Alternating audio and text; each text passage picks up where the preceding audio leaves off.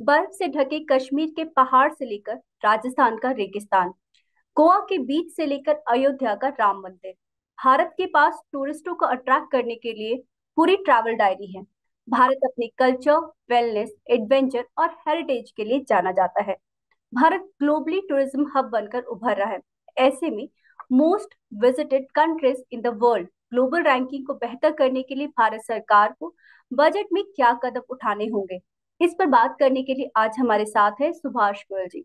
सब money control Hindi के दर्शकों से बात करने के लिए शुक्रिया। मेरा पहला ही सवाल आपसे ये होगा कि टूरिज्म इंडस्ट्री की बजट से क्या डिमांड्स हैं? देखिए, हमारी सिर्फ दो ही डिमांड्स होती हैं मेनली। एक तो सबसे बड़ी हमारी डिमांड है जो टीसीएस लास्ट ईयर इंट्रोड्यूस करा था, 20% on outbound travel. Hmm. That should be removed. Okay. Why it should be removed? Because India, no country in the world is taxing outbound travel, hmm. right? Hmm. India wants to become a hub of the world hmm. in aviation. Hmm. Next year we'll be buying about 2,300 aeroplanes. Hmm. So if India has to become a hub, airlines have to operate to and from India. Hmm. It is not just one way के inbound tourism आ गया और outbound जाएगा नहीं। हम्म। तो उसकी वजह से क्या होगा कि airlines will not, their routes will not be viable and India cannot become a hub. Hmm. So that is very important. Secondly, hmm. you see, outbound tourism is a soft power of India. For जी। example, जैसे Maldives ने they started misbehaving, and uh, started insulting our prime minister, India out, slogans and all. And then we immediately boycotted outbound tourists boycotted Maldives. Hmm. So their economy got shaken, and their operators from there have been calling us, writing letters to us that no, we are not, with the present governments. This we are pro India and all that. So this is a soft power that India outbound has. Hmm. Today, Indians are the largest spenders in Malaysia, in Singapore, in Sri Lanka, in Dubai, in Switzerland, in London. So the spending power of Indians is quite a lot, and जी। we can use this for our political advantage. But hmm. if we start taxing outbound travel, hmm. then one, it will be a hindrance, and secondly, we will lose on that power that we have. Hmm. Third reason why hmm. outbound travel, this TCS should not be there, hmm. is that who are the people who are traveling abroad? You know, exporters, they participate in various trade shows, exhibitions, tour operators, they participate in, various international shows. And during that time, they have to entertain people, they have to spend a lot of money. So the 7 lakh rupees slab is too little. And they will have to spend a lot of, and if that is going to be further taxed, then you see the Indian exporter is losing its competitive edge over other countries, who are competing with India, like China and many other countries. So outbound travel should not be taxed. Uh, Thirdly, what is happening is that because of this, you see, unfortunately, a lot of people will be asking their friends and relatives to pay by credit card because there will be no TCS on that. And that will result in Hawala and a lot of other unhealthy practices. So, as a tourism industry, we appeal to the government that there should be, rationalization of taxes. And on inbound tourism also, you see, we are outpricing ourselves by having 18% tax, and then there is tax on tax because there is a road tax, there is, luxury tax, there is so many other taxes. So our suggestion is that, like all tourism promoting countries in the world, there should be a 5% maximum tax on tourism, whether it's hotels, whether it is trade shows, whether it is tour operators or travel agents, and it should not be carried forward. Once a tax is there of 5%, everyone will gladly pay it. Hmm. Now, when you make, these 18% GST, IST, and then luxury tax and all that, that makes the Indian, as it is, the Indian hotel rates are skyrocketing. And on top right. of that, the 18% tax and then luxury tax and service tax and service charges. Hmm. This all makes, a very big dent on inbound tourism. Right. So, you see, with rationalization of taxes, when we say that there is one country, one tax, so that tax on the tourism industry, Hmm. whether it is outbound or inbound, should not be more than 5%, because 5% people can absorb. Right. But if you do a 20% tax and if you refund it, we are not tax collectors for the government. Right. Right? We can't be maintaining those accounts. Hmm. And then we start getting from corrupt officers unnecessary notices and they Hmm. start harassing us. Hmm. So I think if you simplify, Modi government is doing a lot in bringing transparency and rooting out corruption. Then I think the best thing that this government can do is uh, have a standard tax of 5%, and everything should be on the net, and people should be willing to pay it, and this inspector Raj should not be there. जी sir, मेरा अगला सवाल है कि हमें मतलब खासकर government को ऐसे क्या कदम उठाने होंगे कि भारत, जैसे हम कहते हैं कि बिग टूरिज्म डेस्टिनेशन बने, खासकर विदेशी टूरिस्ट के लिए। देखो, भारत के मुकाबले की मैं 130-40 कंट्रीज घुमा हूँ। हम्म। दुनिया में कोई कंट्री नहीं है जो भारत का मुकाबला कर सकती है। मैं इसलिए नहीं कह रहा कि मैं इंडियन हूँ, पर हम्म। आप देखिए, 75% स्नो कवर्ड हिमालयन माउंटेन सिर्फ भारत में है। हम्म। 7,500 kilometre of coast line Bharat में है। हम्म। ओनली लिविंग डेजर्ट राजस्थान का मोस्ट कलरफुल डेजर्ट है। हम चार धर्मों का जन्म स्थान है, Hinduism, Buddhism, Sikhism and Jainism.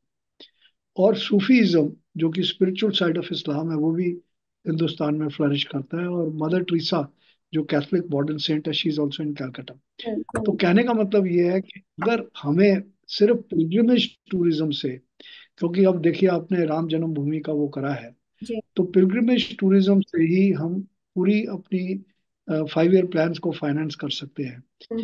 क्योंकि इतने पिलग्रिम्स आएंगे, इतना वो आएगा। पर अगर हम होटल्स में 18-20% टैक्स करेंगे और हम्म। फिर टैक्स के ऊपर टैक्स लगेगा, हम्म। तो एक सिर्फ हम सिंप्लीफाइड 5% टैक्स रखें हम्म। होटल्स पे, ट्रांसपोर्ट टूर ऑपरेटर्स या पूरे पैकेज के ऊपर।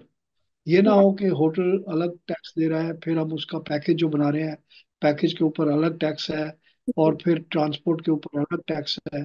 तो विद द रिजल्ट, अगर $100 का पैकेज है तो उसमें $30 से $40 टैक्सेस के हैं। तो इसलिए हम इंडिया को प्रोहिबिटिव करना चाह रहे हैं।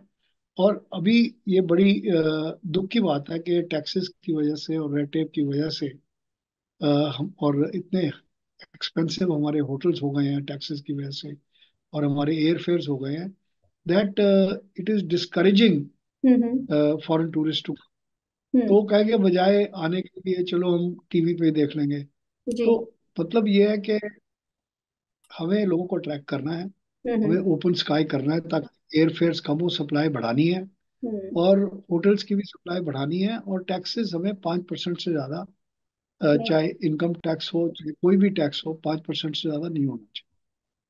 क्योंकि आप ट्रांजैक्शन टैक्स लगा सकते हो, जो बैंकिंग में है, जितने बैंक से आप ट्रांजैक्शन करते हो उसके ऊपर टैक्स लगाओ।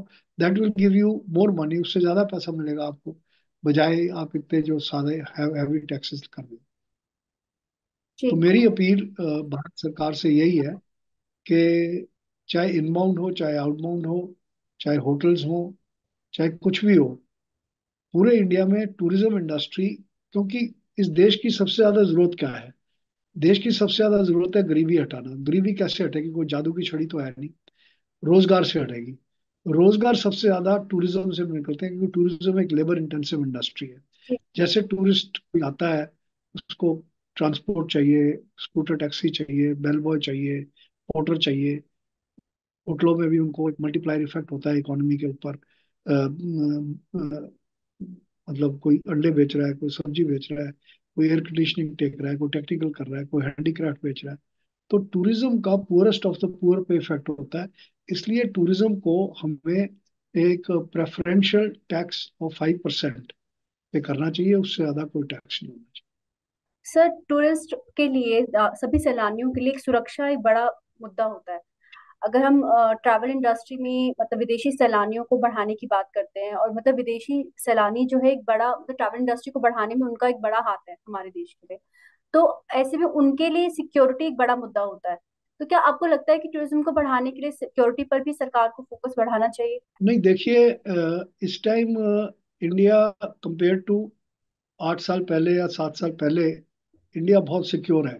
हम्म। कोई भी टेररिस्ट इंसिडेंट नहीं हो रहा, और सारा कुछ, इवन कश्मीर में भी रिकॉर्ड ब्रेकिंग लोग गए हैं। जी। और मिलियन टूरिस्ट से ऊपर कश्मीर में जा चुका है। हम्म। तो अगर कश्मीर कंप्लीटली सिक्योर है तो पूरा भारत सारा सिक्योर है। जी। तो मैं नहीं समझता कि सिक्योरिटी इतना बड़ा इशू है।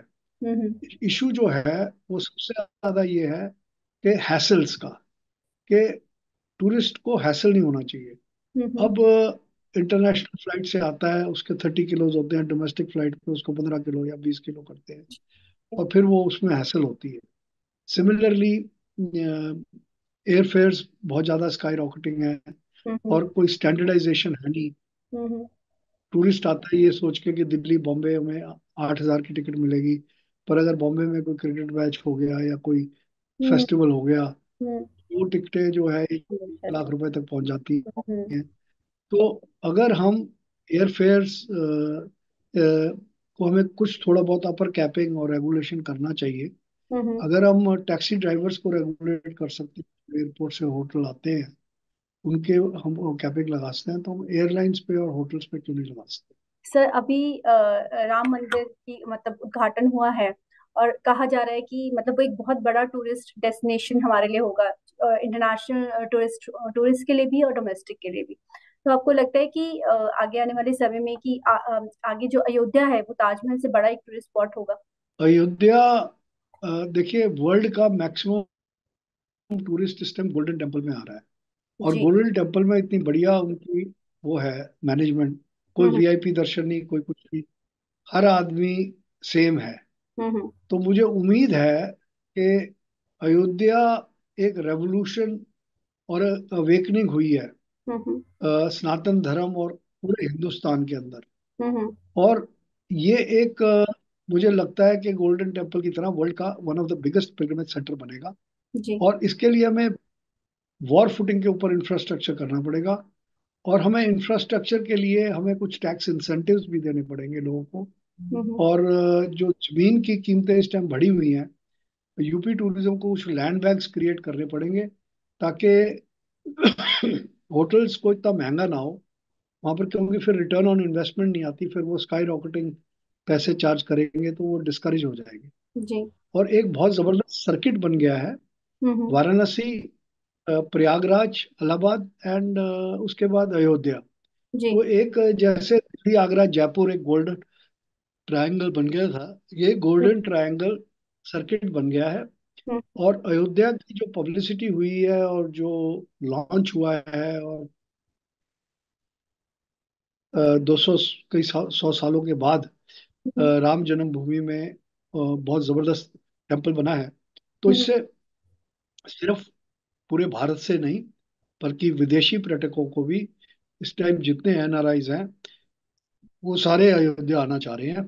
तो हमने उन्हें कहा है कि भाई अभी थोड़ा रश कम हो जाए, थोड़ी फैसिलिटीज और बढ़ जाए, तो आप आराम से प्लान करिए। बट यस, हमारी ऑर्डर बुक्स पूरे साल के लिए फुल है अयोध्या के लिए, ओके। और बहुत ज़्यादा डिमांड है अयोध्या की। और ये बहुत ही अच्छा हुआ है जिस तरीके से सरदार पटेल के स्टैचू एक टूरिज्म डेस्टिनेशन बन गया, और पूरे एरिया को बहुत उसका बेनिफिट मिला है गुजरात में। इसी तरीके से यूपी में अयोध्या के बनने के बाद एक बहुत ज़बरदस्त टूरिस्ट डेस्टिनेशन बन गया है। जी। और मैं हमारे प्रधानमंत्री को और यूपी के चीफ मिनिस्टर योगी जी को मुबारकबाद देता हूँ कि उन्होंने बहुत वॉर फुटिंग के ऊपर काम करा है। वर्ल्ड क्लास एयरपोर्ट बन गया है, वर्ल्ड जी। क्लास रेलवे स्टेशन बन गया है, रोड्स वर्ल्ड क्लास हो गई हैं। और थोड़ी हमें होटल्स की और अकोमोडेशन की जरूरत है, जो भी वॉर फुटिंग पे हो रही है। होम स्टेज बड़ी अच्छी तरह डेवलप हो रहे हैं।